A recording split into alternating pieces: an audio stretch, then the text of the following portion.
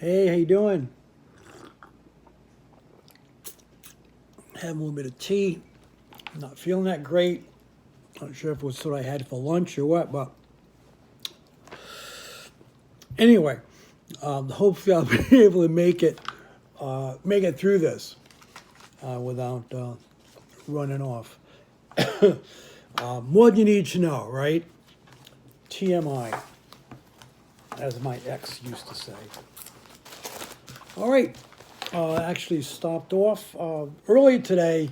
That's why I think it was lunch, because I felt fine until a little bit after on the drive home. So that's why it was. I think it was. I think it was lunch. I'm not going to mention the restaurant that I went to. But anyway, um, actually, quickly put these in publisher order. So we're going to go through these. Real quick, I thought first episode of Mandalorian was excellent. If you're a Star Wars fan, the movies, the books, the novels, I think you're going to find a lot to like in there, although I think the ending, we can argue about that. What else? Anything else? Latest episodes of Titans was good, and you feel bad for Connor, and the teams all seem to be having problems. And I think that's it. Anyway, let's go with this. We got, let's start out with Benitez Publishing. Joe Benitez's Lady Mechanica, great steampunk novel. The art is absolutely fabulous, and the writing is really good. We got the first issue from Boom of Folklords, written by Matt Kint. This was highly recommended at my shop. What you have is a young man who lives in this magical realm and starts dreaming of a world of accountants and bankers and people going to jobs. And this is why he dresses like that, because he wants to be part of that world. So kind of an opposite of what we normally see in the fantasy books. So I'm looking forward to that. We got third issue of Hellboy the BPRD.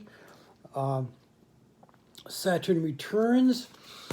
I believe that actually came out last week and I somehow missed it. We got the final issue of Event Leviathan, and who knew that Ted Cord was Leviathan? No, that would be funny if it was, right? That would be my guess, right? The Docu Universe, the first two issues of that,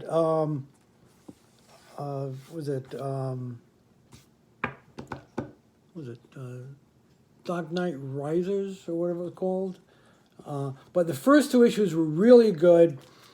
I like this. Although the name of the central character in this, Tempest Fusionart, I'm not sure about that. Is that a new character? I'm not familiar with him, but the name just an odd name. N.K. Jemisin, who's a very popular science fiction writer, is sort of taking this up. This is a Green Lantern who I'm not familiar with. And I guess her series is called The Fifth Season, or her novels.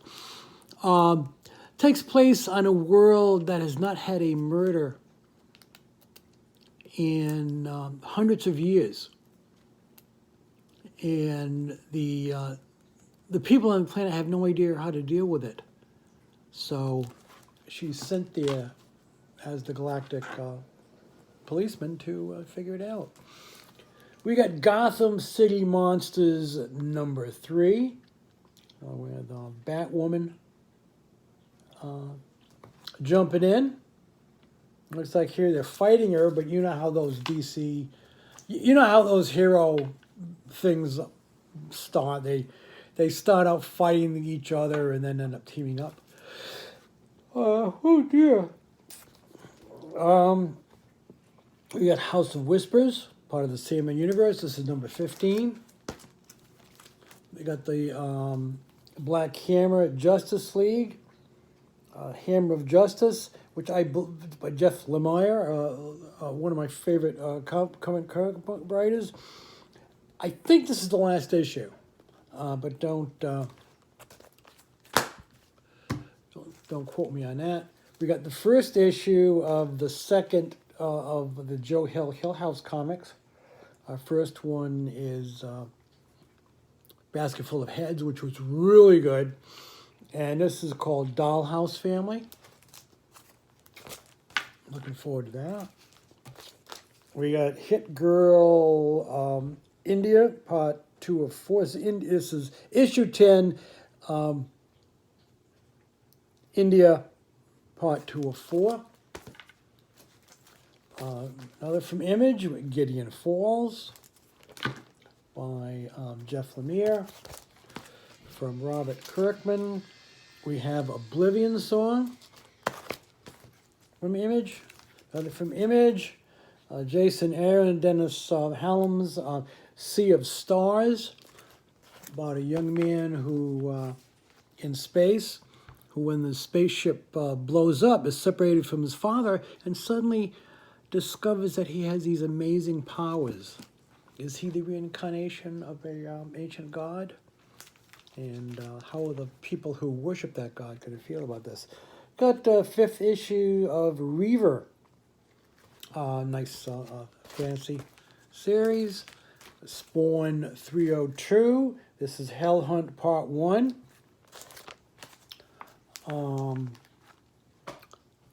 Okay, and I'm guessing Todd McFarlane's still working on it. Again, congratulations to McFarlane. This is the longest running creator-owned series. Oh, even though unlike Cerebus by Dave Sims, McFarlane was absent for most or many of those issues. But his name was on it, so he's taking credit for it. Anyway, we got Mobius, the living vampire. First issue of that, character I like, and I'm curious to see what's going on. He's also popping up in, what is it, Savage Avengers, or one of the other titles. We got Mark Waid's History of the Marvel Universe. This is #5. Guardians of the Galaxy, #11 by Danny Cates, which is going to start over again with another #1, as are a lot of the Marvel books from what I was just reading. This is the last, the last of the current, the first wave of X titles. This is Fallen Angels, #1, and word is that it's not that good. I haven't read it yet. I hope to later this week do a brief review of all 5 or 6 of the titles as they come in, because this is the second issue of X-Men by Hickman, #2. Yeah, I'm going to finish these, probably reread them quickly, and have some comments about the my thoughts on that and the powers, House of, etc., which I have mixed feelings about. That is it for me. As I've said, check out, if you have it, check out Mandalorian on Disney Plus. And if you have Netflix, you might want to look for something called Dragula, which is exactly what you think it is, and more so.